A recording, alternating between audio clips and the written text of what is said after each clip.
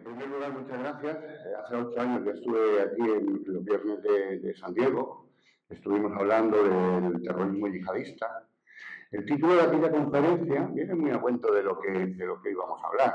El título de la conferencia aquella, si no recuerdo mal, fue Terrorismo yihadista, la religión no es el problema.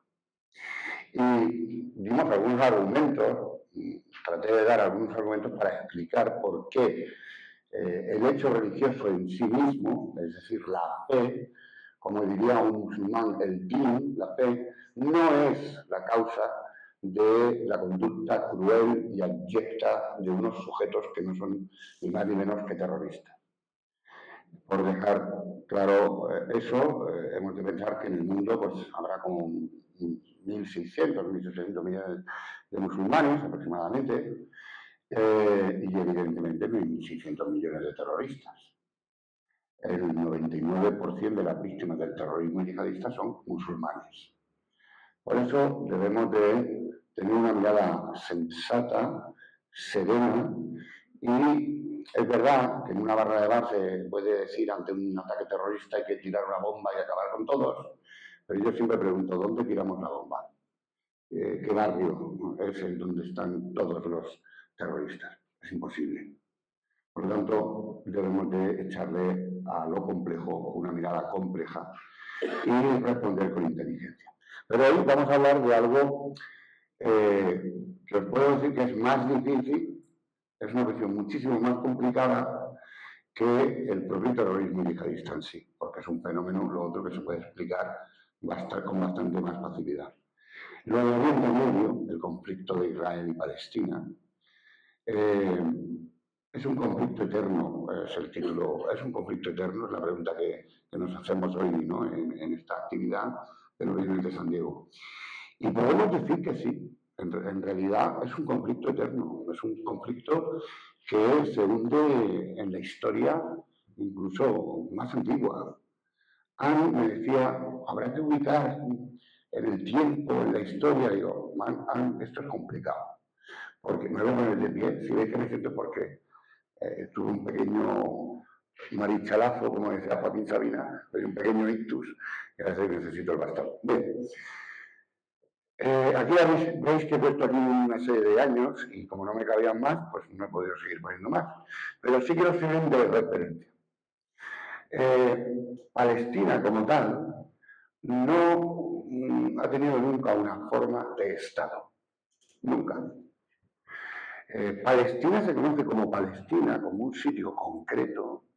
Una vez los romanos expulsan, obligan a la diáspora judía, los judíos estaban ahí luchando contra el imperio romano, y en el año 135, creo recordar, a mediados del segundo siglo, se cambia el nombre de la tierra de Judea, la tierra de Judá, por la tierra de los filisteos. Digamos que ahí es donde se produce el cambio del nombre. Pero en realidad, Palestina, tal y como hoy la conocemos, en el sentido de que es una tierra ocupada, una tierra donde viven musulmanes, etc., en realidad nunca ha existido como una forma jurídica de Estado, mucho menos Estado-nación. Vamos a dar un salto muy grande desde esos primeros tiempos del Imperio Romano hasta el año 1919.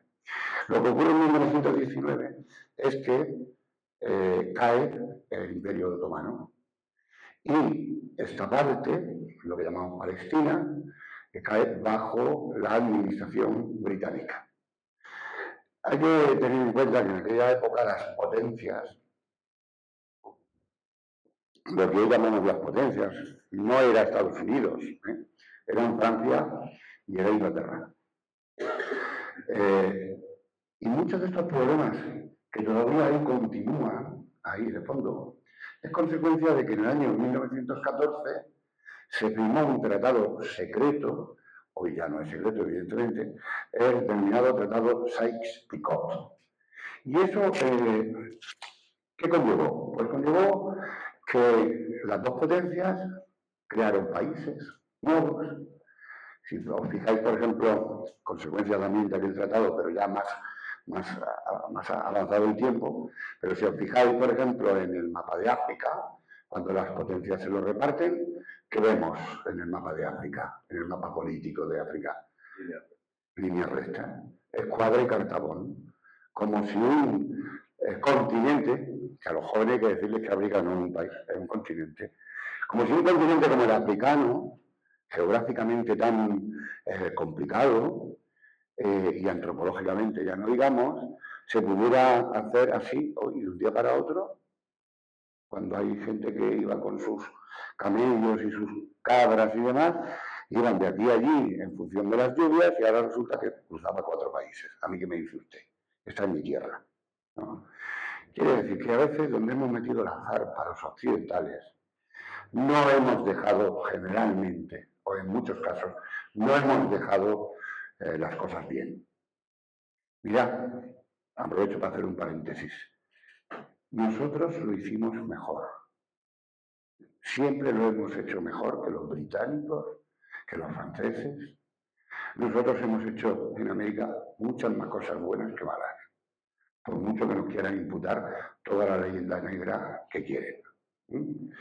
Pero lo cierto y verdad es que Francia e Inglaterra en esos años se hacen con el control de unos territorios, con la administración de unos territorios, concretamente Palestina quedó bajo la administración de Inglaterra. Avanzando ya a partir del año 1919, avanzando el siglo, se va produciendo un movimiento creciente antisemita que tendrá su máxima expresión luego en la Segunda Guerra Mundial, donde acabarán con la vida de más de 6 millones de judíos por ser judíos. Es por ello que muchos años antes, incluso de la Segunda Guerra Mundial y del año 47, que ahora hablaremos de él, ya se había producido la llegada por miles, por centenares de miles de judíos procedentes sobre todo de Rusia, del este de Europa, pero también de otros sitios. Pensemos, por ejemplo, que los judíos esfaradíes, es decir, sefarditas, los judíos españoles que fueron expulsados en 1492, en el siglo XV, fuera, pues muchos fueron al norte de África y se quedaron en Marruecos, aunque en Marruecos ya había, por supuesto, comunidades judías. Y esos judíos también hicieron una diáspora desde el norte de África, desde el Magreb, hacia Israel, buscando su tierra, buscando su país. Ellos, desde que se inspiran por parte del movimiento sionista en que Israel es algo más que un pueblo y una religión, más que un conjunto de creyentes, sino un conjunto de creyentes que tienen una tierra y que tienen derecho a una tierra. Pues a partir de ahí es cuando se va produciendo una diáspora de regreso, lenta, pero se va produciendo. Hasta el extremo de que si yo os dijera que en el anterior gobierno de Netanyahu el 70% de los ministros del Consejo de Ministros de Israel son de origen marroquí. Pues mucha gente no lo sabe, pero son en realidad de origen español, son sefardíes. Y de hecho, si tenéis la posibilidad de conocer a algún judío sefardí que hable el ladino, veréis que habla con un castellano muy antiguo, muy antiguo. Cuesta a veces seguirlo, pero es una curiosidad. Debéis saber que es una comunidad judía muy importante, no solamente allí en Israel, sino en el conjunto del mundo. El presidente de la comunidad judía de Nueva York, que se llama, no sé ahora si seguirá el mismo, pero hace pocos años yo lo conocí, asistiendo a las jornadas de trabajo en Naciones Unidas de desarme y descolonización, y era una persona que tenía las llaves de su casa de Toledo. O sea, estamos hablando de gente que conserva sus tradiciones, sus llaves, y piensan en España como su país de origen. Es muy bonito escucharlos, hablar de lo que ellos sienten cuando escuchan una música española, por ejemplo.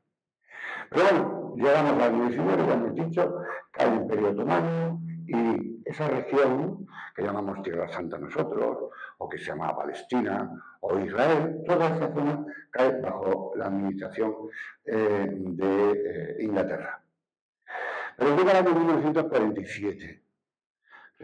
Apenas habían pasado 2 años desde el final de la Segunda Guerra Mundial, donde se produce la matanza masiva, seguramente una de las matanzas que marcarán la historia de la humanidad por mucho tiempo, sin lugar a dudas, y había que dar una respuesta a todos los israelíes, todos los judíos que querían ir a una tierra donde nadie volviera a hacerles lo que se les había hecho en los pogromos en Rusia y, por supuesto, después en la Segunda Guerra Mundial.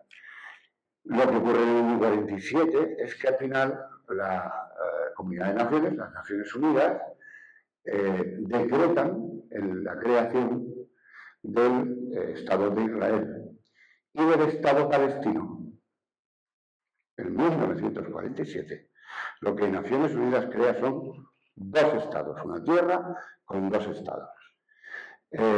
España siempre, no porque lo hayan dicho ahora Pedro Sánchez hace unos meses, no, en la época de Mariano Rajoy ya formalmente el Congreso de los Diputados de España reconoció los 2 estados, siendo que el Estado de Israel es un Estado desarrollado por sus instituciones y demás, pero no así el Estado de Palestina. Por lo tanto, los 2 estados comenzaron siendo una idea, pero quien sí cuajó esa idea fue Israel. ¿Qué ocurre en el año 47? La resolución de Naciones Unidas por la que se crean los 2 estados. Israel acepta la idea de los 2 estados, como no podía ser de otra manera. ¿Y qué hace Ben Gurión? Ben Gurión era el primer ministro, el presidente. Ben Gurión, rodeado de unos políticos y unas políticas, hombres y mujeres, verdaderamente, en fin, extraordinarios. Golda Meir, Moshe Dayan, Ariel Sharon, luego algunos han sido presidentes, digo, a nivel militar, a nivel político, tenían una gente muy, muy potente intelectualmente. Bueno, pues durante el 47 hasta el 48, Israel se apremia a sí mismo a generar un Estado. El Estado solo existe si hay instituciones y generan un Estado. Justicia, una norma fundamental, la separación de poderes, en fin, es un Ministerio de Defensa, un servicio de inteligencia, que luego se llamaría Mossad, pero un servicio de inteligencia. Israel hizo los deberes que se presuponía que tenían que hacer Israel y Palestina, en los territorios que ambos habían repartido Naciones Unidas. ¿Qué ocurre con Palestina? Con lo que debería haber sido el Estado palestino. Pues que los países musulmanes, 6, dijeron que de crear el Estado de Palestina nada, porque lo que iban a hacer era acabar con todos los judíos. ¿No recuerda eso a otra cosa? Pues en el año 47, cuando se produce eso, los países árabo-musulmanes, 6, Egipto, Jordania, Líbano, Irak, Siria, fijaos, esos países dijeron que no se tenía que crear el Estado palestino porque Palestina era todo. Y por lo tanto, si se creaba definitivamente, echarían a los judíos al mar, del río al mar, del Jordán al mar. Es un mensaje claro de que había que aniquilar a cualquier judío.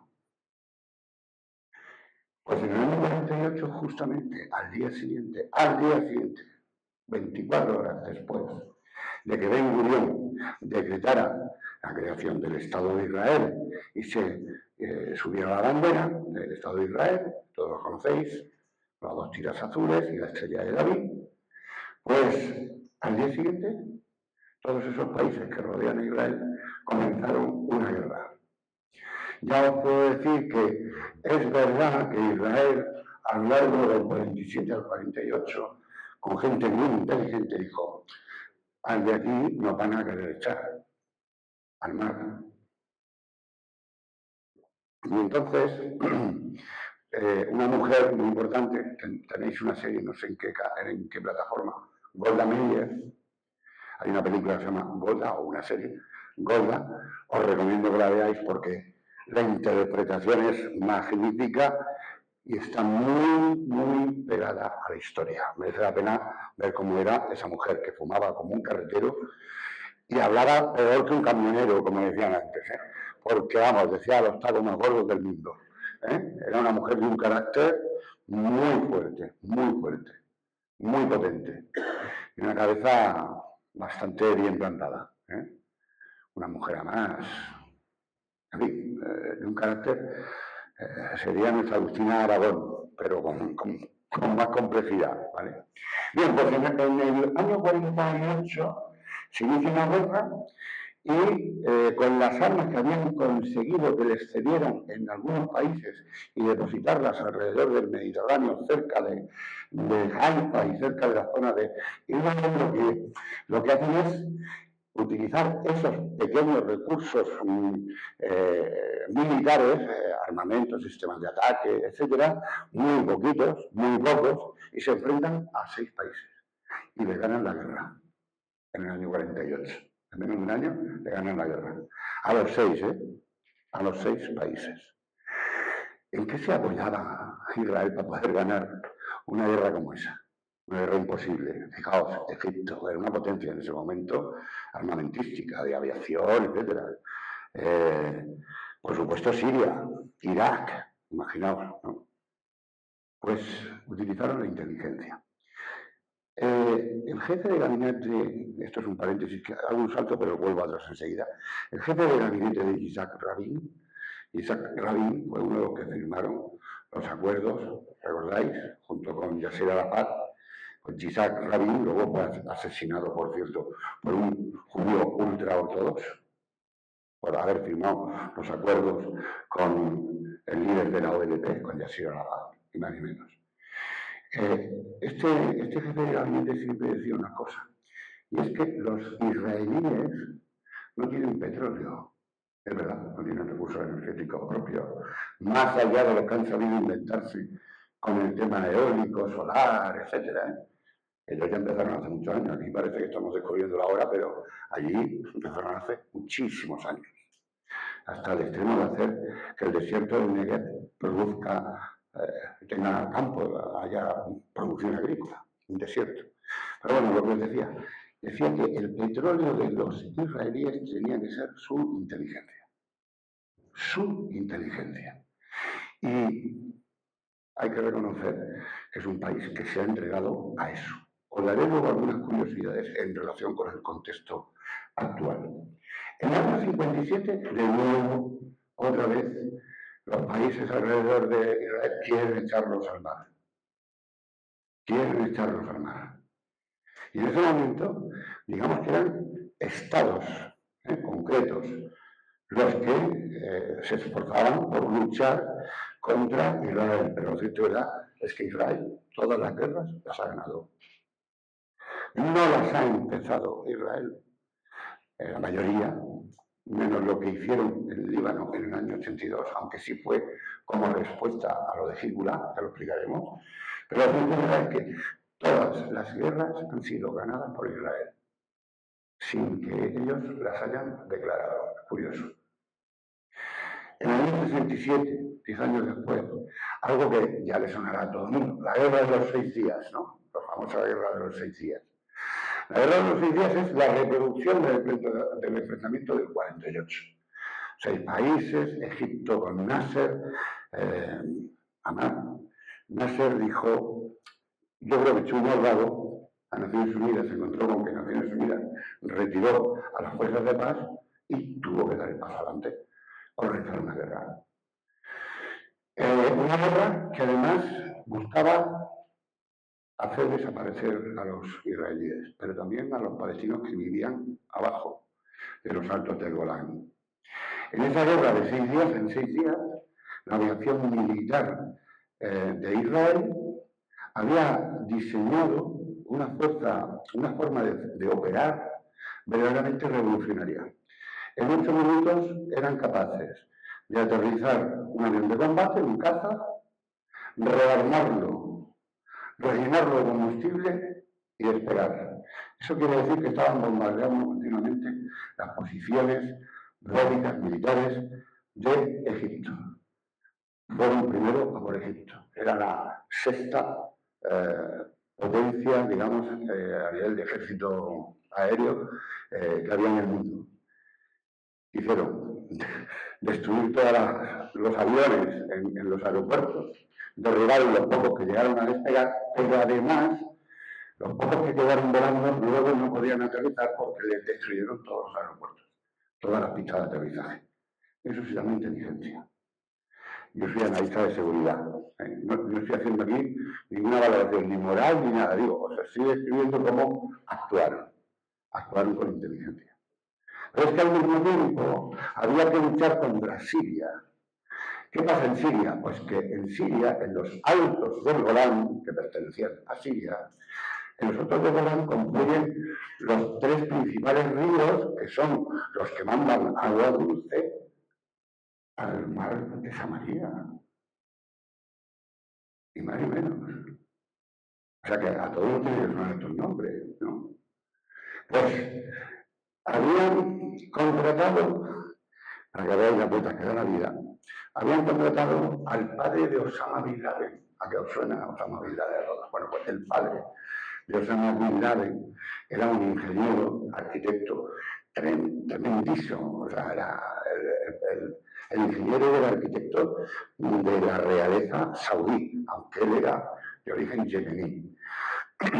Pues lo que estaban haciendo era trabajar para evitar que el agua bajara al lago. Evidentemente Israel eso no lo podía permitir. Y como estaban en guerra, pues ya que me habéis declarado la guerra, ahí voy.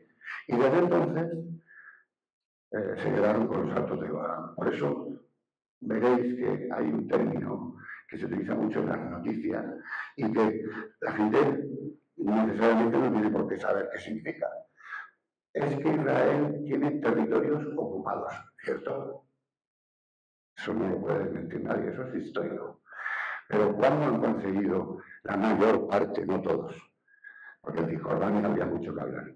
Pero la mayor parte de esos territorios importantísimos se consiguió como consecuencia de que me han declarado la guerra. Si tú me declaras la guerra a mí, en buen venir, si te gano porque llevo a entrar en tu territorio, ese territorio lo has perdido. ¿Se llama guerra de ocupación o no? En este caso yo creo que no vale el término guerra de ocupación. Es una respuesta y ya quedan sin el territorio. Y así va a continuar. No os creéis que va a cambiar mucho. Ahora os explicaré por qué. 1973. Fijaos, 1973, cuando se va a celebrar la guerra del Yom Kippur, que es una fiesta, la fiesta más importante de los judíos, los pillan despistados. Y otra vez los mismos países, algunos menos, pero ya, pero países que sabían que estaban celebrando el Yom Kippur y demás, pues atacan a Israel. Y les cuesta responder. Casualmente, lo ocurrido el 7 de octubre de 2023, ese día se cumplían los 50 años del inicio de la guerra del Yom Kippur, el año 73. Por medio, y con esto voy a terminar de dar saltos, por medio todos hemos vivido o hemos conocido historias absolutamente trágicas de muerte y de violencia en relación con esta zona del mundo. En 1972, Septiembre Negro ejecuta una operación terrorista y mata, asesina a los deportistas olímpicos de Israel en Múnich, en 1972. Fijaos, un año antes de la guerra del Yom Kippur. Aquello fue tremendo, porque fue fijaos, era el equipo olímpico de Israel, un equipo olímpico judío, desfilando en la fiesta del deporte, la fiesta de los valores, en Alemania, allí donde habían sido ejecutados, quemados, torturados, allí donde habían sido masacrados por millones, pues allí estaban. La operación policial de los alemanes para liberar a los deportistas fue una chapuza trágica, porque terminaron menos 2 o 3 de ellos que no consiguieron secuestrarlos, terminaron todos muertos en el aeropuerto. No le permitieron a las fuerzas especiales de Israel a intervenir, sino que Alemania dijo, no, me basto y me sobro. Pues no, murieron todos. Y con esto quiero entrar con una actitud de lo que es, que caracteriza o que ha caracterizado durante mucho tiempo a los decisores dentro de Israel. Estaba en ese momento la presidenta Golda Meir. Golda Meir convocó lo que se llamaba el Comité X, un comité secreto. ¿Con quién? Con Moshe Dayan, ¿os acordáis? Un militar con un parche. Creo que todos los que ya tenemos una edad nos acordamos por lo menos de así, calvo, así, con tanto pelo como yo y con un parche. Moshe Dayan fue uno de los que ayudaron a ganar la guerra del 48. Entre otras cosas porque era arqueólogo y se sabían muy bien las rutas del Antiguo Testamento. Cuidadito en cómo se utiliza la inteligencia y el conocimiento por parte de Israel. Moshe Dayan era un historiador y era arqueólogo, que se conocía como nadie las rutas de comercio en pueblos que ni siquiera los enemigos suyos, los pueblos árabes, han conocido. ¿Por qué? Pues porque no eran judíos, porque no conocían el Antiguo Testamento bien, así, ni más ni menos. Bien, pues Gordon Meir crea un comité X y les dice: tenéis que acabar con la vida de todos y cada uno de los que hayan participado y diseñado en el asesinato de nuestros deportistas, de nuestros chicos, como ella decía. ¿Sabéis durante cuánto tiempo duró la operación Cólera de Dios? Que así se llamó. Hasta el año 92. 20 años. Y acabaron con todos. Uno a uno. Con acciones de inteligencia como las que hemos visto en estos casi año y medio, haciendo explotar el teléfono en la casa de un líder de la milicia. Eso sí, procuraban que hubiera salido ya la niña para el colegio, la mujer, y que estuviera él solo en su casa. O sea, ¿qué determinación tiene un país a la hora de los nuestros? Ni uno más. Golda Meir lo dijo: por uno de nosotros morirán 100 de los otros, de los que nos ataquen. No vamos a permitir que se nos masacre más veces. Y así han sido todos los gobiernos de Israel, todos, hasta la actualidad. Veis que desde el año 47, por citar la fecha en la que se crea o se aprueba, se vota en la Asamblea General de Naciones Unidas la creación de los 2 estados, veis que la violencia, la guerra, ha estado permanentemente acompañando a esta zona del mundo. Llama mucho la atención que en ningún caso los países árabes hayan verdaderamente apostado por crear el Estado palestino. A mí me llama mucho la atención, porque tienen capacidades. Los países musulmanes del área son riquísimos, la mayoría de ellos, muy ricos. Arabia Saudí, por ejemplo, son muy ricos, son países inmensamente ricos que podían haber facilitado la creación del Estado palestino. Y ni siquiera, en el año 48 por supuesto que no, en el año 47 tampoco, pero es que ni después de todas estas guerras, incluso cuando se han llegado a alcanzar algunos acuerdos de paz, en fin, muy inestables, pero se habían llegado a firmar,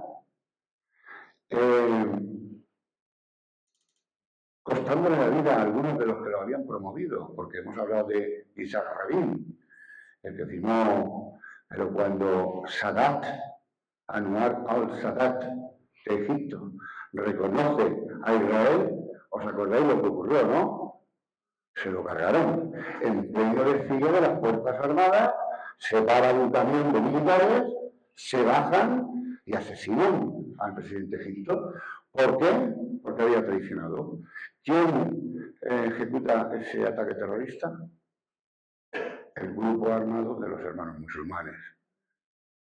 De donde beben, de algunos de sus autores, de donde beben los grupos de terrorismo yihadista, beben según les interesa, es decir, leen y cogen de la literatura de, pues yo qué sé, de Said Qutb, por ejemplo, pues cogen lo que les interesa.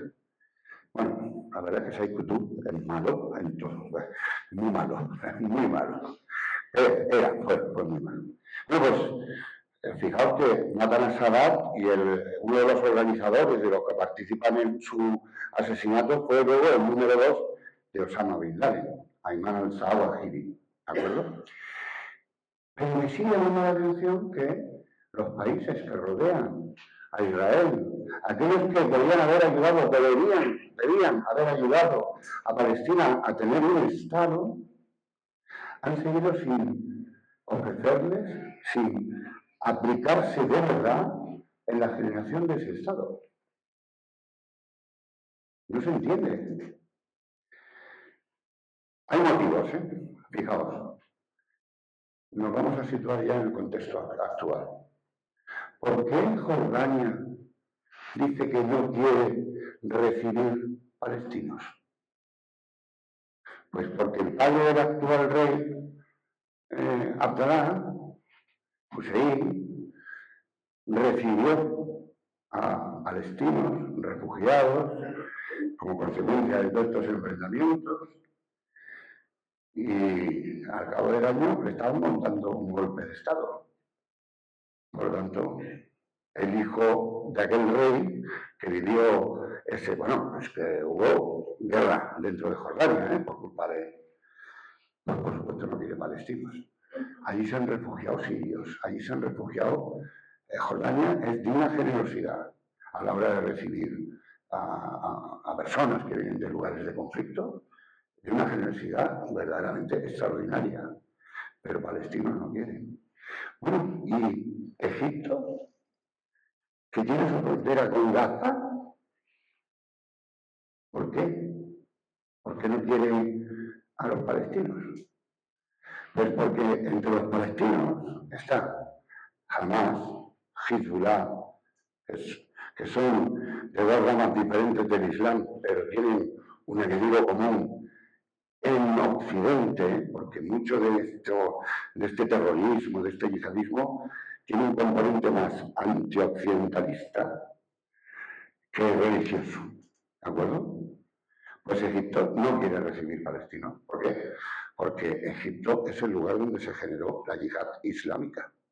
El yihad islámico que hemos conocido en épocas modernas y contemporáneas. Por lo tanto, nos encontramos con una zona del mundo donde un país, Israel, ha conseguido construir un Estado muy potente. A nivel científico, es uno de los lugares más potentes del mundo. A nivel clínico, ahí está el hospital más importante del mundo de trasplante de piel, por ejemplo. Tiene unos hospitales verdaderamente notables, con científicos extraordinarios. Es el país que más premios Nobel tiene del mundo, en ciencia y en otras artes.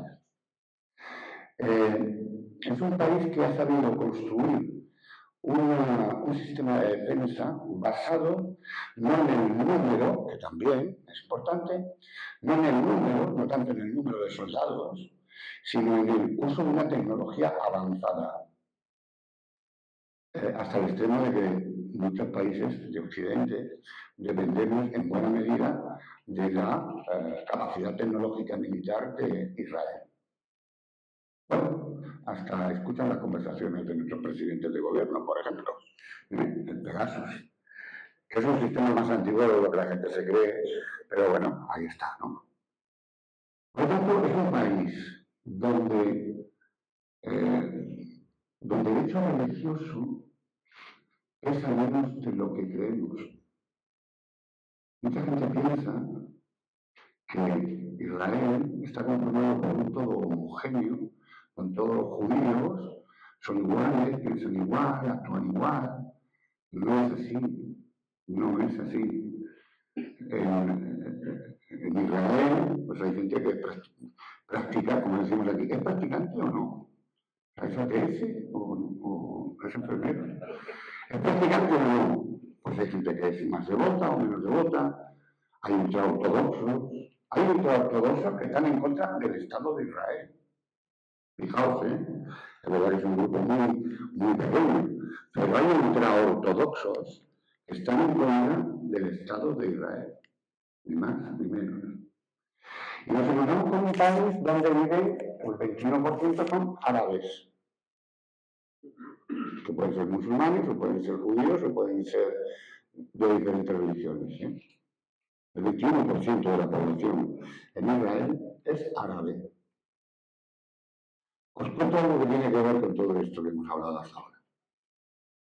Y siempre os daré alguna cosita, alguna pista para que podáis ir viendo cosas interesantes que están bien hechas en la tele o en documentales. ¿Sabéis por qué se consiguieron alcanzar los altos del Golán? Lo digo por lo de la inteligencia. Eso de tenemos nuestro oro negro, nuestro petróleo tiene que ser de inteligencia. También la inteligencia aplicada a la seguridad. Mirad, durante, no sé, creo que fueron 15 o 20 años, el Mossad colocó a un judío árabe de origen egipcio, que participó en sacar a judíos de Egipto para trasladarlos a Israel porque los estaban matando. Y él pues terminó de ayudar al último que pudo ayudar y se instaló en Israel. Entonces cogen a este hombre que estaba casado, tenía una hija, un hijo, no me acuerdo. Cogen a este hombre, le generan todo un pasado completo, le hacen aprender español, además un español no de Madrid, sino argentino, con deje argentino, con acento argentino. Generan las tumbas de sus padres allí en Buenos Aires y se va allí, ¿por qué? Porque hay muchos sirios allí. Están en contacto con los recuerdos de los nazis. Y allá conoce a un señor que se llama Eli Cohen, se llamaba.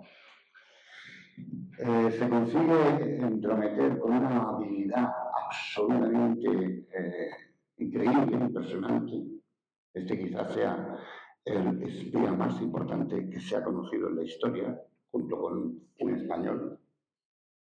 Yo creo que son los mejores. Un español que hizo que se pudiera hacer el desembarco de Normandía. Y Eli Cohen. Eli Cohen se va allí, se va conociendo a la gente militar que va pasando por Argentina, conoce a la gente del partido Baaz y finalmente, como él es un comerciante con mucho éxito, todo esto es una historia que le construyen y le hacen aparentar como real, de verdad, y se va a Siria. Y hace muy buena amistad con el ministro de Defensa, que luego sería presidente. Y es tan hábil que es capaz de meterse en las zonas más rigurosamente prohibidas a los ojos de los que no estuvieran destinados como militares en la zona del Golán. Este estaba, le tenía el seso sorbido la cabeza absorbida, ni más ni menos, que al ministro de Defensa de Siria, hasta el extremo de que le llevan a ver todas las posiciones desde donde atacaban sistemáticamente Israel, pero Israel no sabían desde dónde les atacaban, porque estaban en cuevas y demás. Y este hombre visita todas esas zonas, guarda en la memoria todas las posiciones de hasta las ametralladoras donde estaban ocultas, y además hace una cosa muy inteligente. ¿Cómo puede ser que nuestros soldados sirios estén aguantando el calor aquí y tal y igual? Y le dicen, es que no hay presupuesto. Y dice, ¿cómo que no? A partir de mañana, eucaliptos. Y entonces, en cada una de las posiciones donde estaban los sirios, plantó árboles que no crecen rápido ni se ven, eucaliptos. ¿Qué sucedió? Pues que eso sirvió para que en el año 67 se consiguiera conquistar los altos del Golán. Eli Cohen estaba propuesto para acceder al Ministerio de Defensa, ser el ministro de Defensa. Haceros una idea, fijaos la paciencia, la constancia, la determinación, la inteligencia que exige que un individuo, teniendo su familia en Israel, que un individuo se enveda en el papel que tiene que desplegar para que la víspera de ser nombrado ministro de Defensa, pues llegáis a imaginar lo que es tener tú, un espía tuyo, como ministro de Defensa de tu país enemigo. Eso es la leche. Eso es la leche. Pues la víspera se puso a transmitir prácticamente una cosa sin importancia y lo pillaron con un goniómetro, que los que somos mayores sabemos lo que era un goniómetro, que servía para ir localizando señales de radio, y lo detuvieron con las manos en la masa. Y lo ejecutaron en público, retransmitido por la televisión. Lo colgaron después de torturarlo muchísimo. El cuerpo está en Siria, todavía. No lo han devuelto, pero todos los años Israel pide la devolución del cadáver de Eli Cohen, el espía. Lo tenéis en Netflix, creo, la serie, y os aseguro que este fin de semana, que va a ser un fin de semana de frío importante, os vais a poner por la mañana a ver a Eli Cohen y vais a terminar el domingo por la noche, porque es impresionante la serie y está muy bien hecha. Mis amigos del CNI, un amigo en concreto, el Centro Nacional de Inteligencia, cuando vio por primera vez la serie, se le saltaron las lágrimas. Porque dice, Chema, solo es posible hacer una misión así, no estaba ningún espía, solo es posible hacer una misión así porque verdaderamente quieres a tu país, porque verdaderamente crees en lo que estás haciendo. Si no, no es posible. Por lo tanto, ya tenéis dos. Golda, que es la serie de Golda Meir, y Eli Cohen, que os va a fascinar la historia de Eli Cohen. Os va a fascinar. Bien. Bueno, pues nos encontramos cuando llegamos al día 7 de octubre de 2023. El 7 de octubre de 2023, coincidiendo con el 50 aniversario de la guerra del Yom Kippur, en una maniobra muy parecida, como si les hubieran pillado desprevenidos, algo que resulta increíble para cualquiera,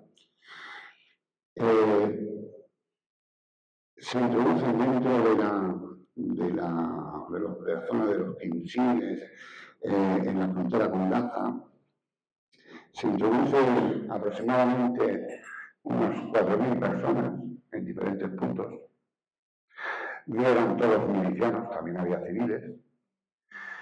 Había muchos civiles, muchos. Milicianos también, por supuesto, porque eran los que dirigían la razzia que se dio. Yo he sido uno de los analistas internacionales que hemos tenido que analizar, desgraciadamente, ver y analizar todas las grabaciones que hicieron los terroristas. Un vídeo, el vídeo que lo vi es más largo y es peor todavía, pero es un vídeo que se le ha ido mostrando a periodistas, a diplomáticos y demás. Lo que se ve en esa, lo que vieron, lo que sufrieron aquel día, es algo que nunca se había vivido en Israel en todos estos años, ni siquiera en periodo de guerras.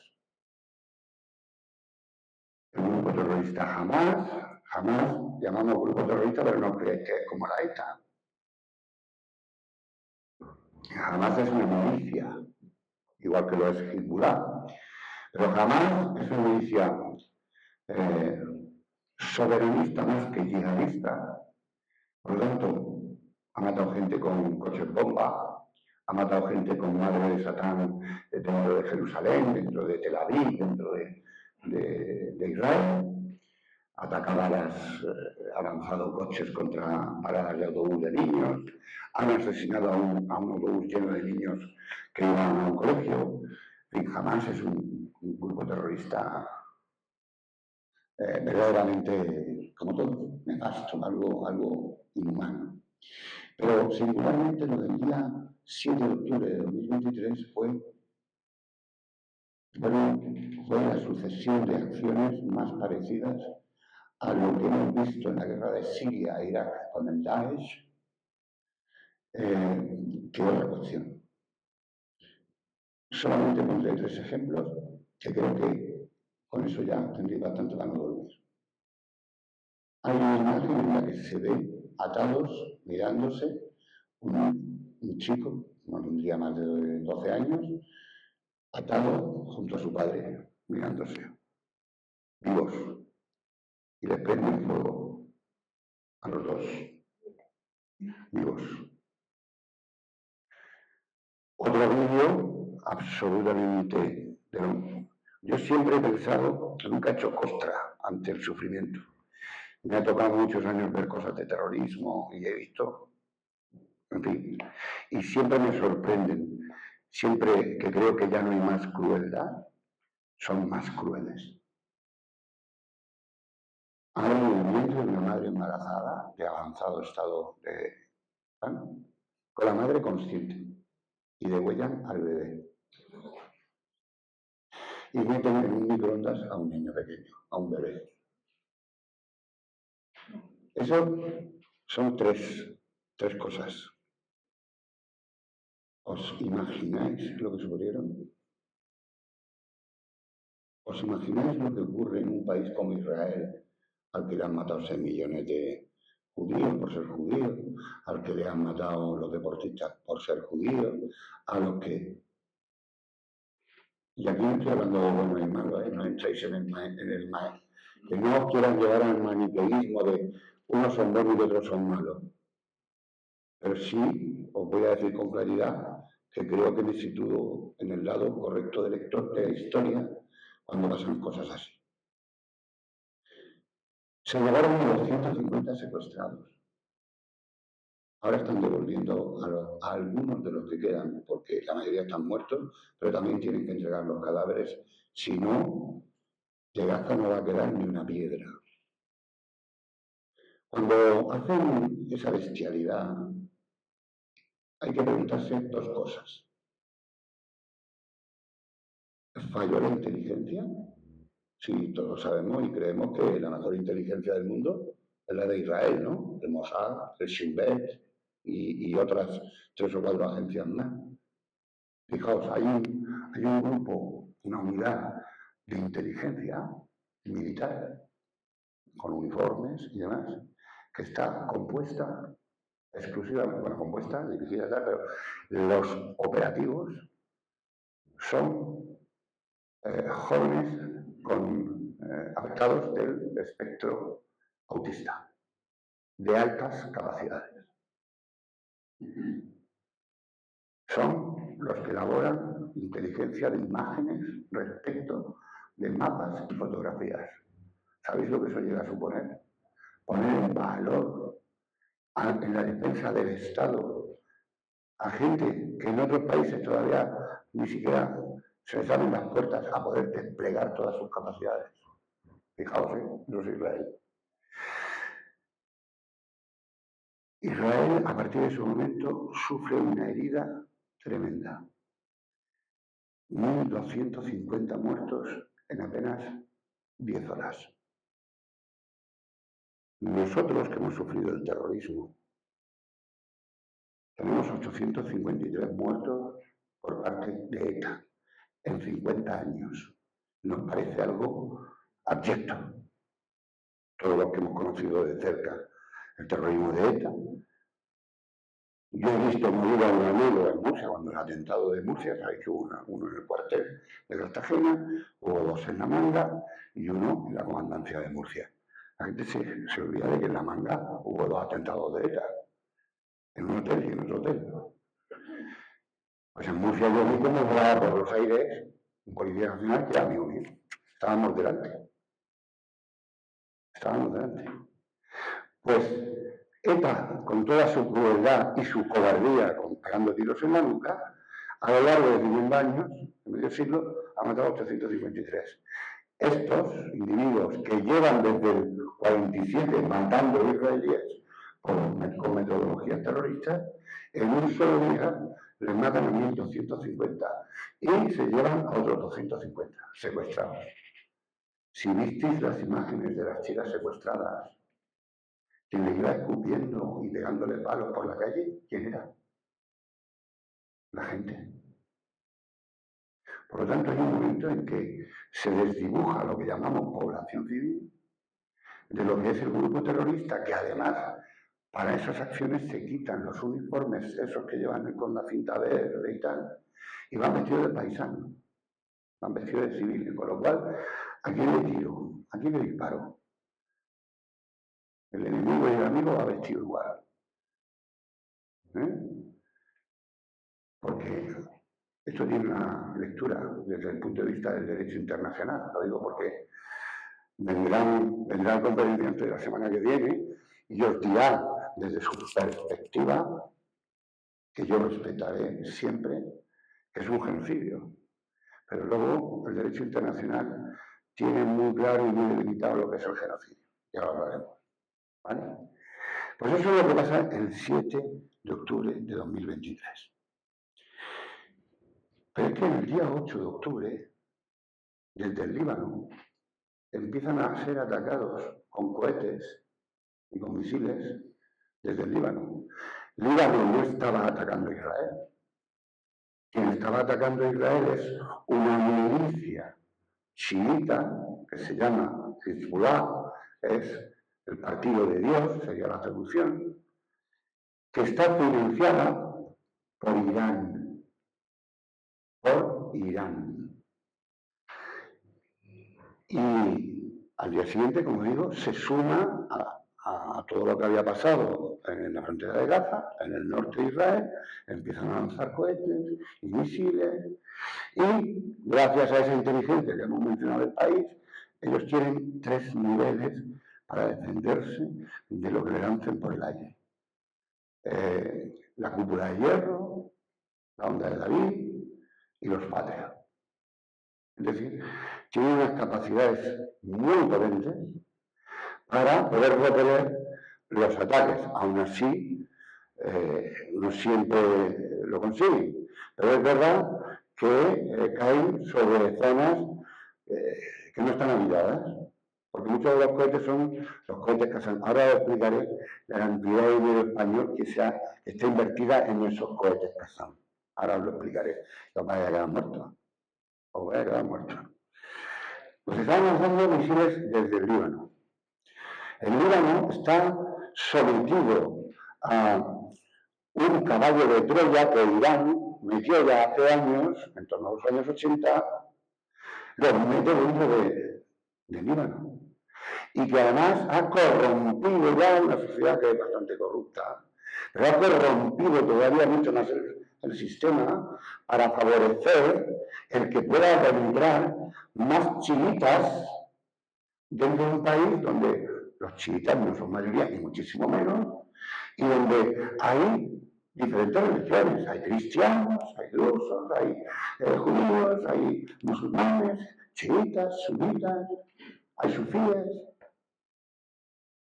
Pero Irán ha utilizado el Líbano y Siria como proxy Por lo tanto, han estado poniendo dinero, han estado poniendo armamento, han estado poniendo lanzacohetes y desde dentro del Líbano han atacado a Israel continuamente.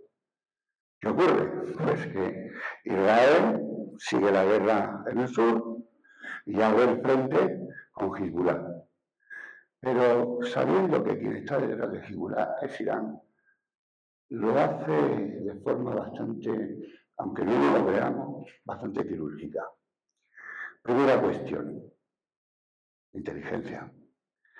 Yo me compro 3 empresas en Europa, en Bulgaria, en Hungría, así, países así, de tal manera que me hago distribuidor de una marca de busca, de Viper, lo que llevábamos antes para... de una marca, de tal manera que yo pido 5.000 y me los mandan. Yo los abro, le pongo una capa de explosivo de unos 5 o 6 gramos, los vuelvo a cerrar, los programo, eso es analógico, pero va a tener un determinado mensaje que al recibirlo va a soltar una pequeña chispa que va a hacer que detone el explosivo de 4.500 buscas, Vipers. ¿Dónde llevábamos los Vipers? Aquí o en el bolsillo. Y siempre lo llevábamos en el lado cual, de la mano útil. Si soy zurdo, pues zurdo, si soy diestro, pues diestro. ¿Y qué hacíamos? Pip, pip, pip. Y hacíamos así, ¿verdad? Pues imaginaos. 4.500 comandantes y mandos intermedios de Hezbollah se quedaron o sin ojos, algunos sin vida, o sin manos. Inutilizados. De una sola acción. Rápidamente dijeron que todos los pipes fuera. Pero resulta que antes que los pipes les habían vendido un montón de walkie-talkies que también los tenían pinchaditos así con explosivos. Y cuando se va a producir el enterramiento de los líderes que hayan muerto como consecuencia de los pipes, empiezan a estallar los walkies. Los walkies los llevan los milicianos de Hezbollah. ¿Y quién resulta manco como consecuencia de todo esto? El Líbano, el embajador de Irán. ¿Pero por qué lleva el embajador de Irán un viper del Hezbollah? Porque es Irán el que paga ese grupo terrorista. Y ahora me dice, joder, has contado un montón de cosas, está bien, está todo conectado. Pero ahora os voy a hablar de, muy brevemente, y ya os dejo para preguntar. Os voy a hablar de algo que le ha dicho, geopolítica. La geopolítica, estas relaciones internacionales, que creáis que es verdad que el derecho está presente hasta que deja de estarlo. Entonces, la geopolítica es la relación pragmática que una potencia impone para relacionarse con los demás, si es capaz de imponer. O la forma de estar frente a alguien que puede más que yo, de forma que le resulte interesante ser amigo mío. Por tanto, hay hipocresía, hay cinismo, hay de todo lo peor también, hay expresión de lo mejor, pero de todo lo peor. En las relaciones internacionales son los intereses lo que mandan. Los intereses, el poder, hacer que una potencia no se eleve sobre sí misma porque puede decapitar mi futuro desarrollo. En definitiva, la geopolítica es una selva bastante peligrosa. Es un sitio donde hay que meterse con ciertos conocimientos porque es complicado. Es muy, muy complicado. ¿Qué es lo que hace que Irán prepare durante un año a un grupo como es Hamas, que no es chiita, porque los chiitas son los del Hezbollah, para que haga lo del 7 de octubre? Pues porque la administración anterior del señor Donald Trump se firmaron unos acuerdos que se llaman los acuerdos de Abraham y que ahora va a terminar de ejecutarlos. Porque además, durante este tiempo de guerra entre Israel y Hezbollah y demás, ya puedo asegurar que esos acuerdos han seguido desarrollándose, por mucho que no hayan querido hacerse los vistos. Los acuerdos de Abraham es que por primera vez en la historia los países árabes, musulmanes, los principales, reconocían al Estado de Israel y Israel lo reconocía a los otros como Estado. Arabia Saudí, Emiratos Árabes Unidos, Bahrein, Marruecos.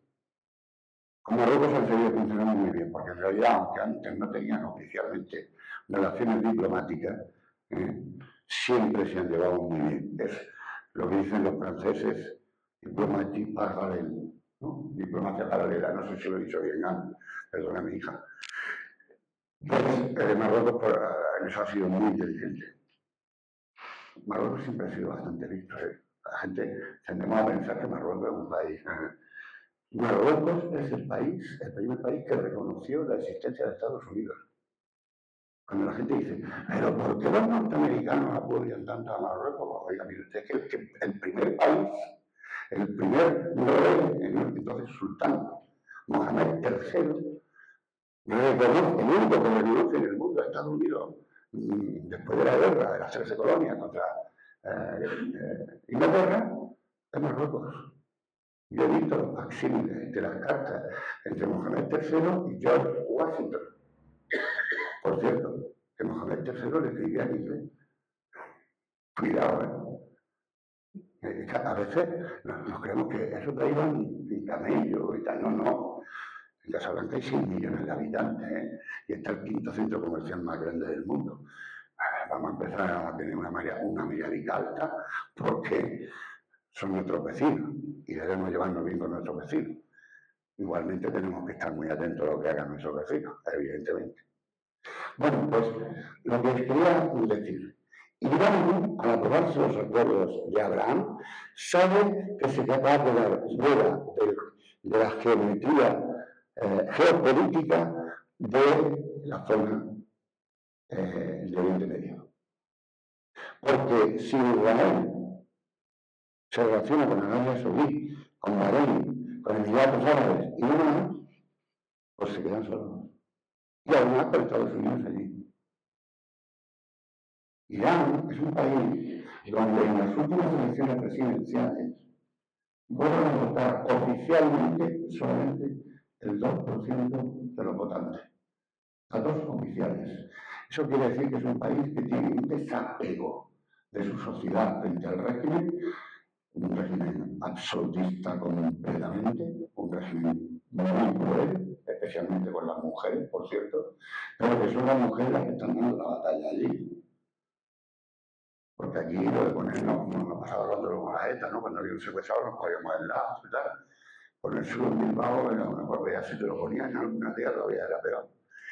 Pero que allí una chica se quite el velo en medio de la calle, se está jugando la vida. Porque hay otras mujeres que actúan como policías de la moral.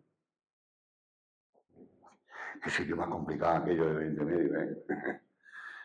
Pues Irán se queda sin protagonismo, sin el protagonismo que necesita para ser una potencia tenida en cuenta en un área que tiene un futuro, en fin, sobre el que hay unas expectativas muy concretas.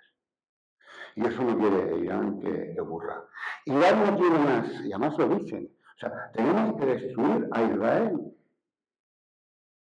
Tenemos que matarlos como a ratas. O sea, ese es el discurso de Irán.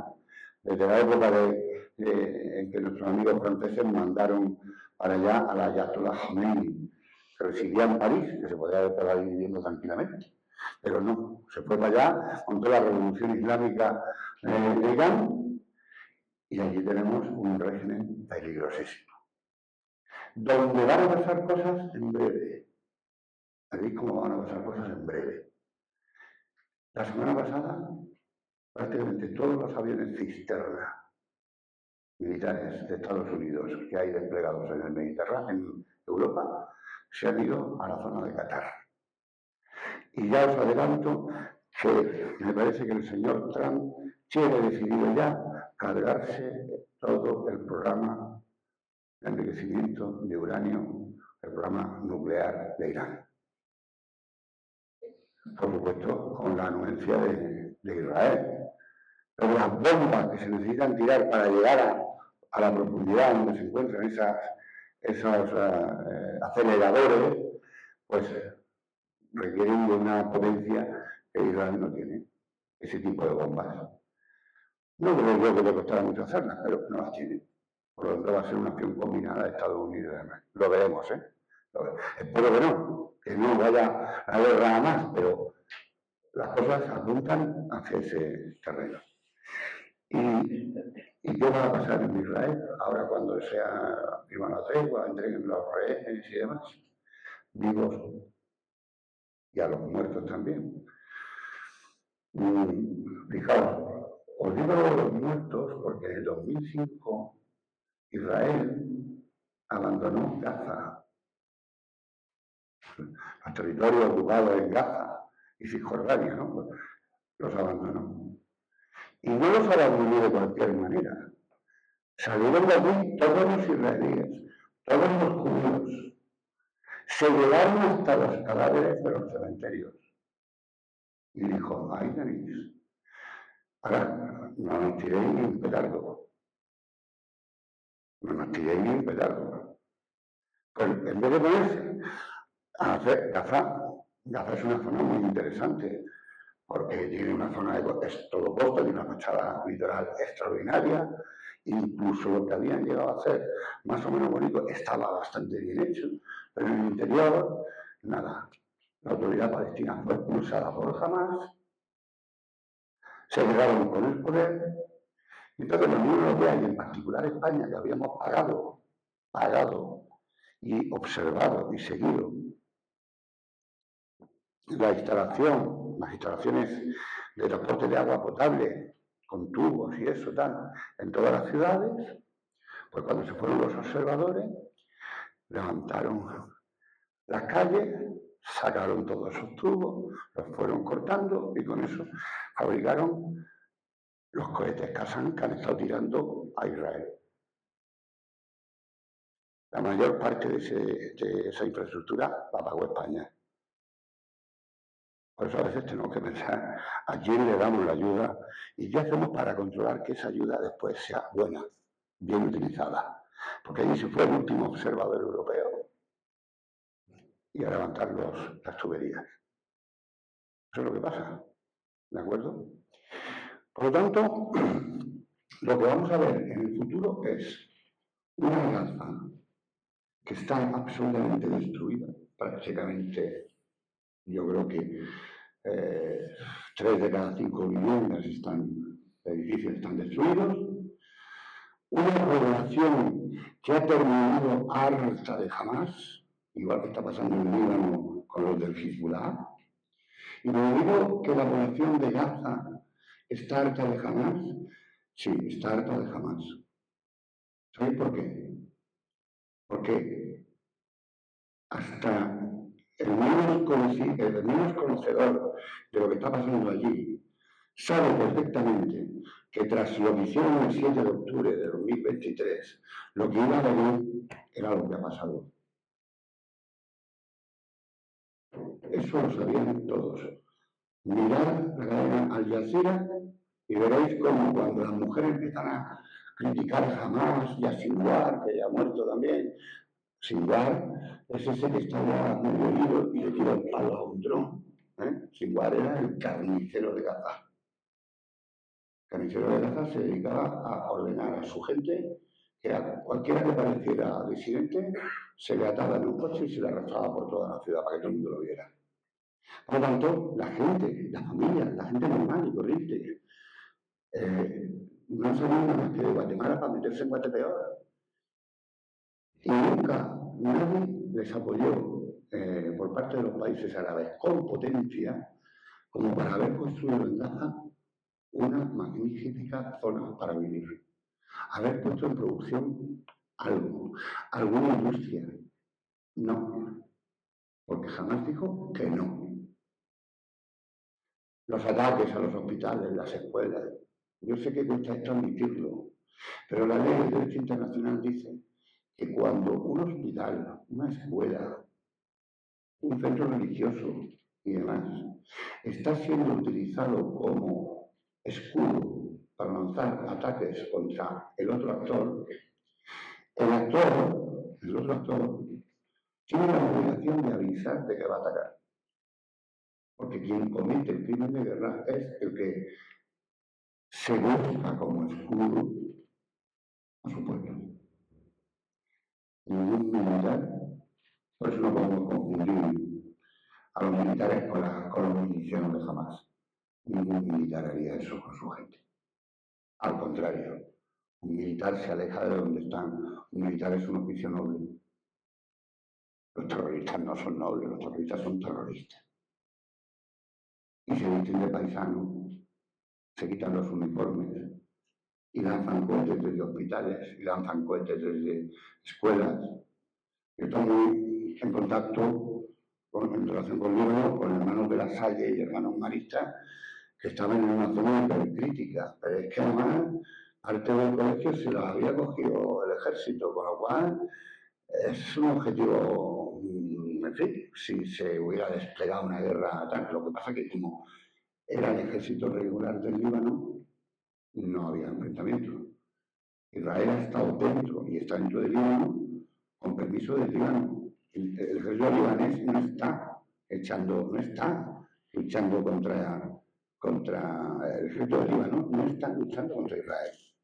Está queriendo que salgan todos los del Hezbollah de allí.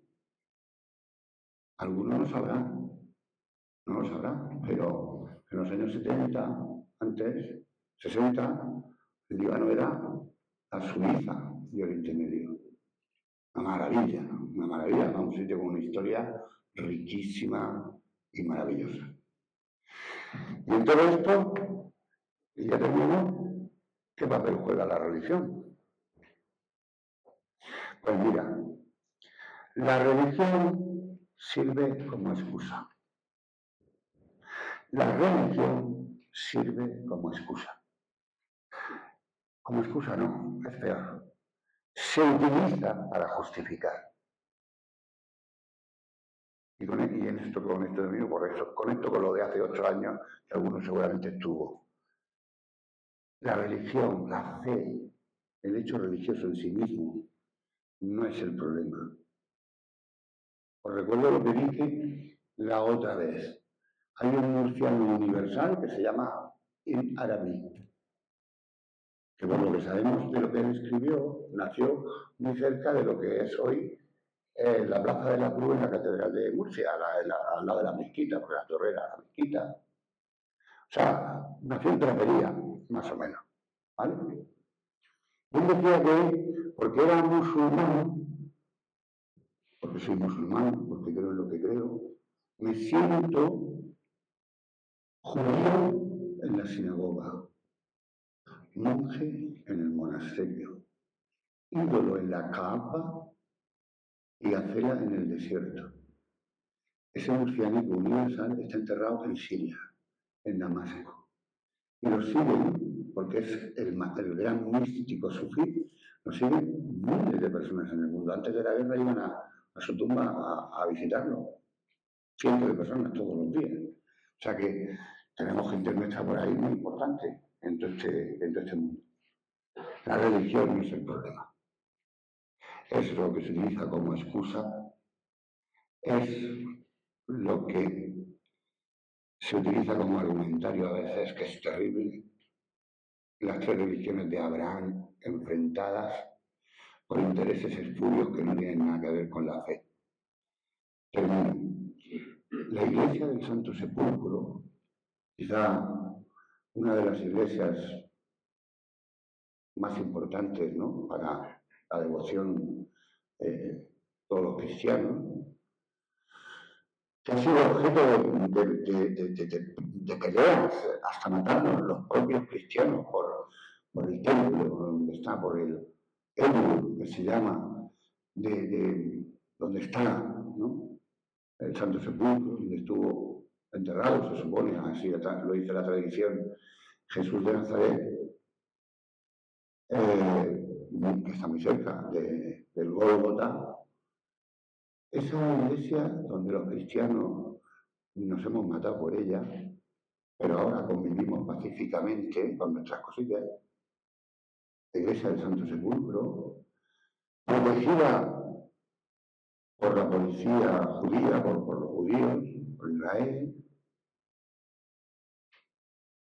su llave, la llave de la iglesia, y el control, es decir, la vigilancia para que todo el mundo se entre, que viene allí. ¿Sabéis quién lo controla? ¿Quién tiene la llave de la iglesia? ¿Y quién controla la entrada a esa iglesia del Santo Sepulcro, que es la que todos los cristianos cuando vamos allí queremos ver? La controlan dos familias musulmanes. Pero no de ahora. Desde hace cientos de años. Fue Saladino, ni más ni menos, el que nombró a la familia Hussein para tener en su poder la llave del Santo Sepulcro. Así que, amigos, lo de que la religión es el problema, no. ¿Cómo hacemos y cómo entendemos y cómo utilizamos la fe? Es cuestión de nosotros. Me decía un imán en Roma, de la Gran Mezquita de Roma, y me decía, José María, el problema no es la tradición judía, ni la religión, ni la fe del cristiano, ni la fe del islam. La culpa, quien la tiene, son los musulmanes, los cristianos y los judíos. Es decir, que la maldad no nace del hecho religioso, sino de lo que entendemos es puramente interesante y que nos va a dar algún beneficio. Las guerras santas nunca fueron para liberar iglesias ni nada de eso. Aquellas eran rutas comerciales, era poder. Y en el Islam no existe el término guerra santa en ningún sitio, ni en el Corán ni en la Sunna. Guerra santa sería dar al Garb, pero no existe guerra santa junto en ningún sitio del Corán. Lo digo porque sí, me he leído el Corán y he tenido que estudiar durante un año ciencias del Islam, o sea que no es una cosa que estoy diciendo como frase hecha. Igual que no existe el término guerra santa en el Nuevo Testamento. En el Nuevo Testamento lo que tenemos es lo de 70 veces 7, poner la otra mejilla. O sea que los cristianos que están ahí en la República Centroafricana matando musulmanes, pues tampoco parece que sean muy cristianos, ¿no? Pues nada más, no sé si os he orientado, os dejo que me hagáis alguna pregunta y espero haberme hecho entender bien. Perdonad por la voz, pero menos mal que teníamos esto. Muchas gracias.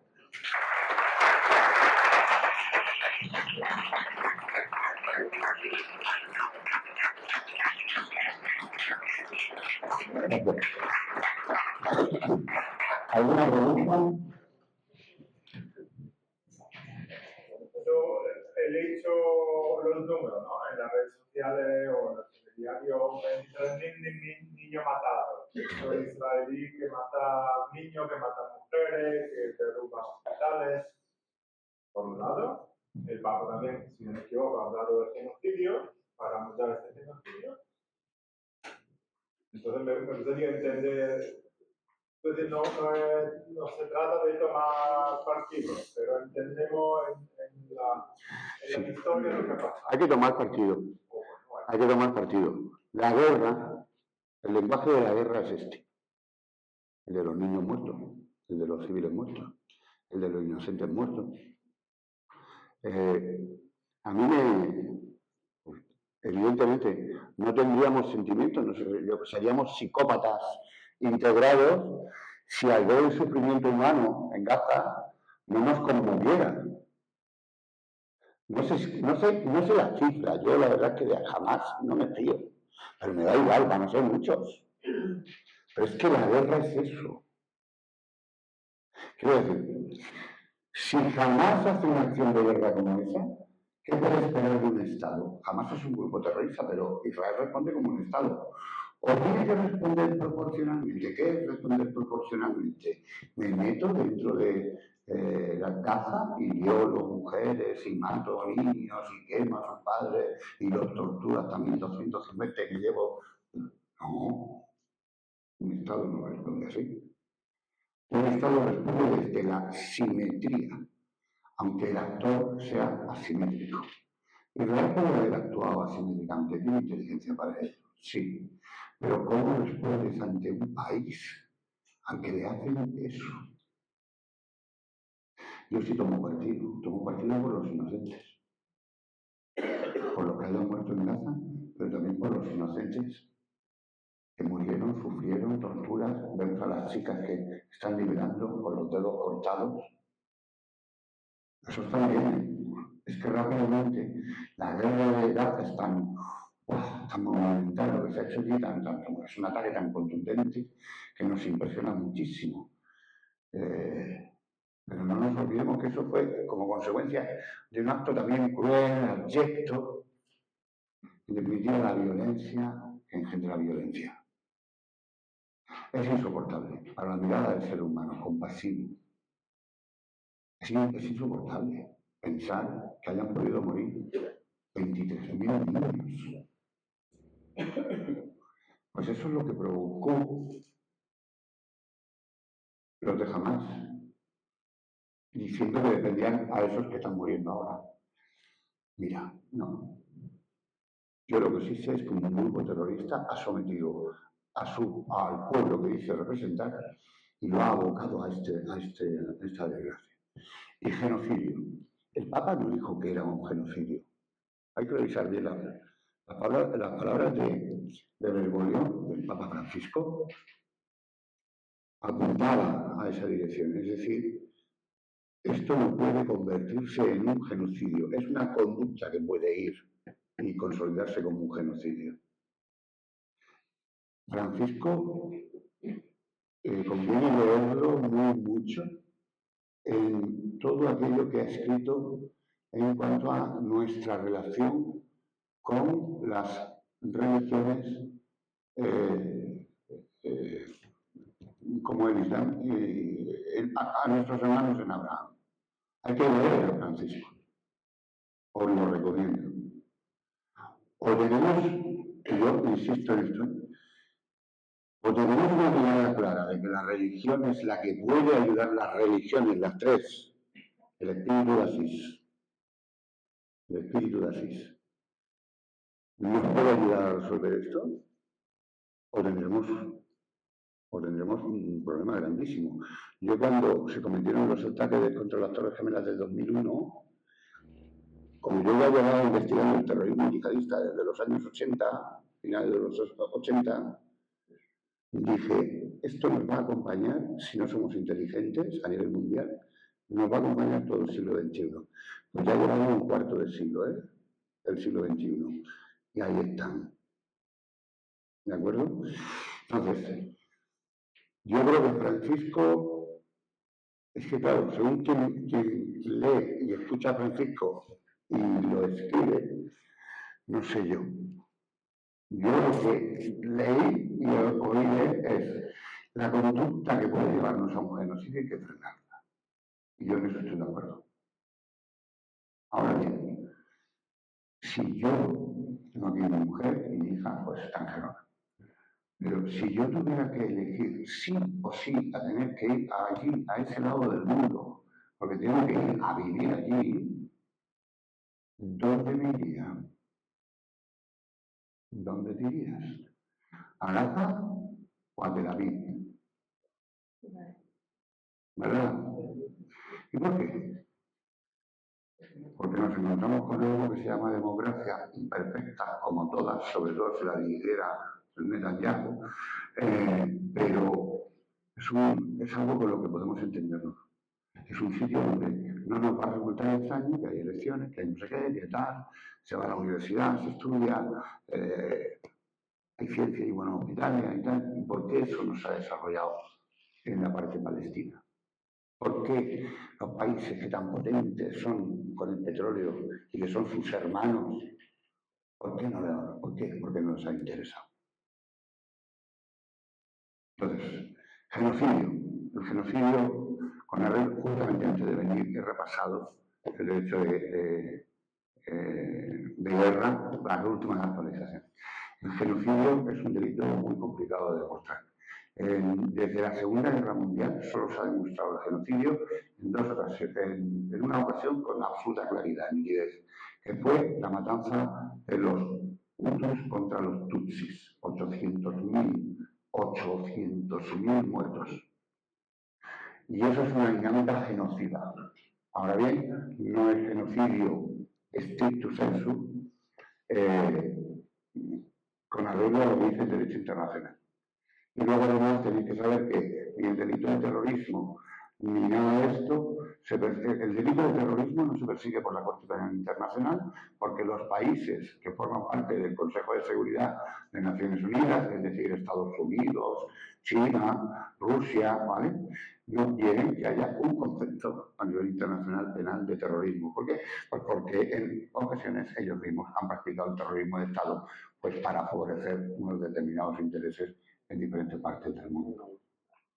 No sé si te he respondido o me enrolla malamente, no lo sé. ¿Alguna pregunta más? Sí. Hola, muy buena. Muy buena. Muchas gracias. Mira, yo trabajo con menores, sobre todo de muchos países, de Siria, de Marruecos, bueno. Y me llama mucho la atención, hablando del tema de la paz esta el odio hacia Israel, pero es absurdo. Además te dicen directamente, no hablamos de ese país no existe, y te dicen toda una serie de calificativos, y de ese tema no vamos a hablar. Entonces, ese radicalismo puede ser adoctrinamiento religioso por parte de su familia, política... Es adoctrinamiento pseudo-religioso, pero sobre todo es político. Sí. Y luego, tú fíjate, eso es lo que tú estás viendo aquí. Por eso es que me llama la atención. Vale. Y en menores. Sí, bueno, es que verdaderamente es un adoctrinamiento. Y luego, por el contrario, te dice que el Islam, el buen musulmán, no puede haber guerra, pero luego son intolerantes totalmente hasta con el concepto de Israel. O sea, no quieren vivir. Vamos a ver, es que los judíos, no para todos los musulmanes, porque musulmanes viven en Israel, y no pocos, musulmanes están luchando dentro de las fuerzas de defensa israelíes. ¿Por qué? Porque son israelíes. Yo soy musulmán, pero soy israelí.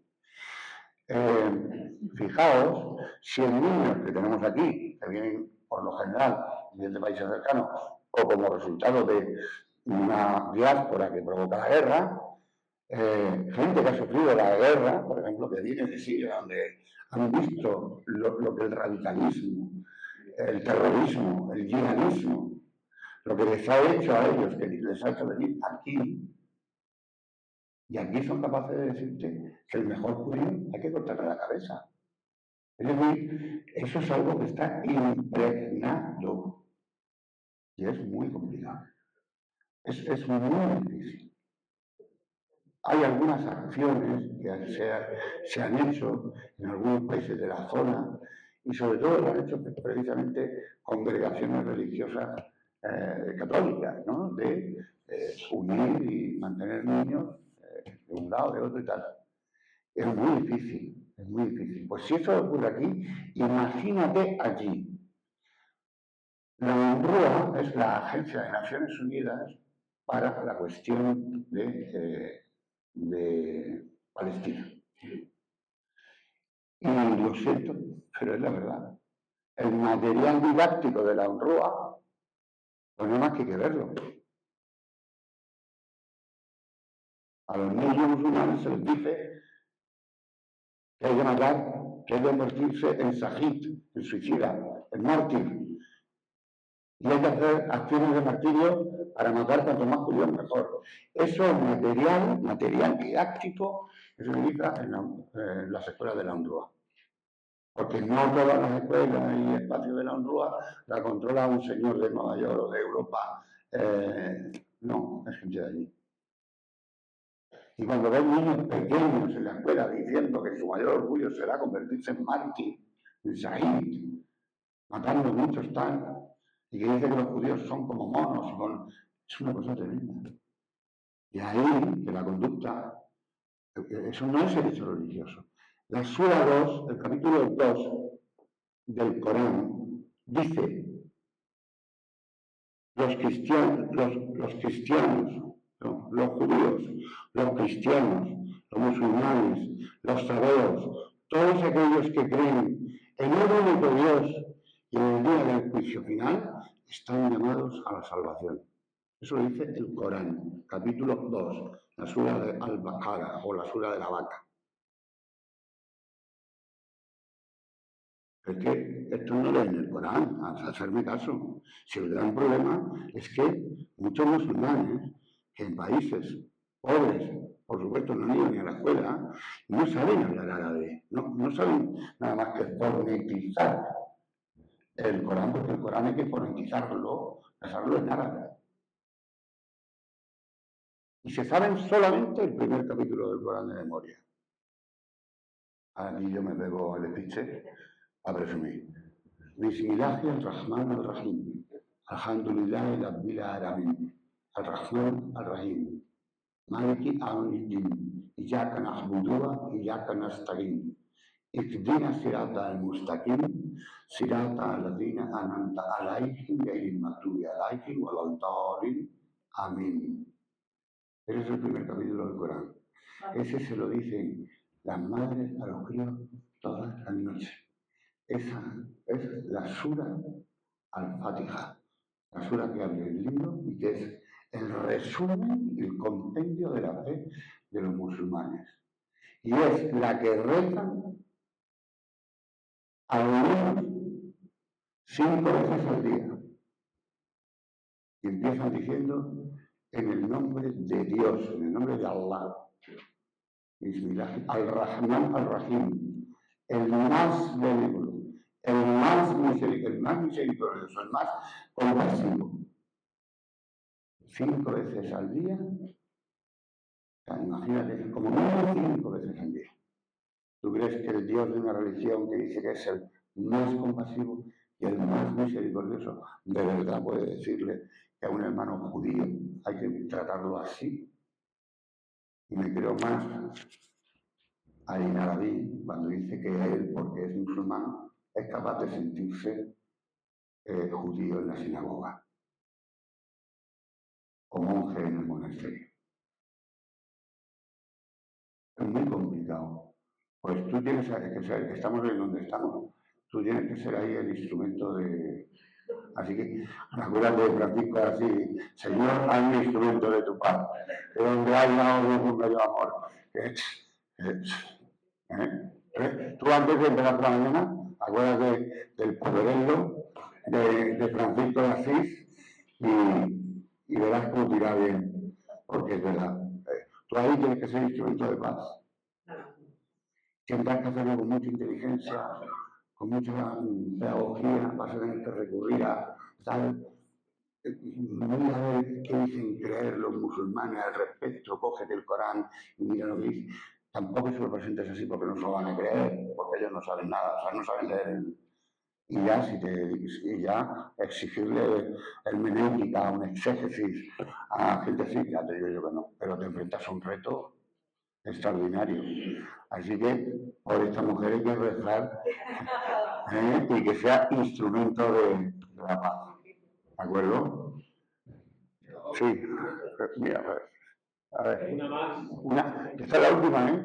A partir de aquí, ¿cómo? Yo soy militar, no entiendo cómo es posible que un país tan avanzado en tecnología militar y demás pasara tanto tiempo desde la invasión y todo lo que pasó, porque ahora yo he visto muchos documentales sobre el tema y lo han puesto muy bueno, que más o menos muchas cosas dejan lo que han hecho.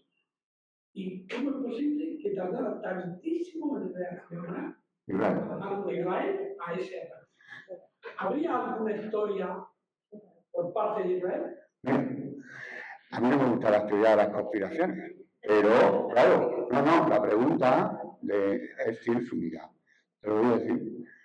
¿Es posible que fallara la inteligencia de Israel hasta el extremo de que pasara eso? Pues no es posible. Porque si ha fallado la inteligencia de Israel, ya te digo yo, o os digo yo, él seguro que lo sabe, como militar, allí no está solo la inteligencia de Israel, allí está la inteligencia norteamericana, hay inteligencia española, porque nosotros tenemos militares en el Líbano, hay inteligencia egipcia que advirtió de que venía un ataque. Lo que ocurre es que, como bien sabrás, los servicios de inteligencia de una democracia capturan información, la analizan hasta convertirla en un conocimiento y ese conocimiento lo elaboran en inteligencia operativa y se le dan los diferentes escenarios a los decisores, porque somos democracias, y al gobierno se le da, oiga, esto es lo que tenemos. Hay que activar, ahí no hay que activar, tal.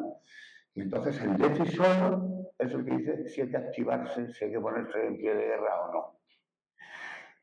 Yo lo único que digo es que Benjamín Netanyahu en esas fechas estaba a punto de ser juzgado por corrupción. Y está siendo instruida la diligencia, incluso ya en época de guerra, y va a tener que dar muchas explicaciones de la corrupción y de lo que pasó el 7 de octubre. Podría haber sido una excusa para que no se le fue de la mano para poder después atacar. Yo creo que nadie esperaba un ataque tan absolutamente cruel como ese. Pero es que los servicios de inteligencia, ¿tú crees que el Sinn Bet, el Mossad, la CIA, el CNI, todo el mundo ha fracasado allí? Pues no, ya te digo yo que no. Y ya alguien va a tener que dar explicaciones. Y Netanyahu va a tenerlas que dar. Nada más. Era la última, ¿eh?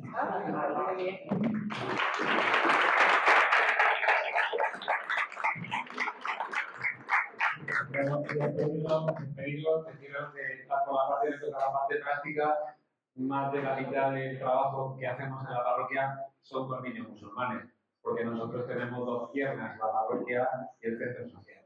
En el centro social, pues los usuarios, una palabra dolorosa que nos gusta, la mayoría son marroquíes. Y la verdad es que yo seré un ingenuo, pero yo los quiero tanto como los niños de la catequesis. Y es un encanto verles por la calle, que te saluden, que entran a la iglesia pues, para los Reyes Magos. Sí que es verdad que para recibir unos juguetes, pero poco a poco vamos rompiendo esos prejuicios que tenemos. No sé si sería un ingenuo o no, pero yo lo que veo es gente que no ha venido por placer, sino por necesidad, y es gente buena, gente noble, y no tiene ningún problema con ello. Ojalá que sea así, que no tengamos los problemas que están teniendo en Francia, o en Suecia, o en Holanda. Muchas gracias a Chema y te emplazamos para otra. Cuando queráis, está en mi casa. Buenas noches, muchas gracias.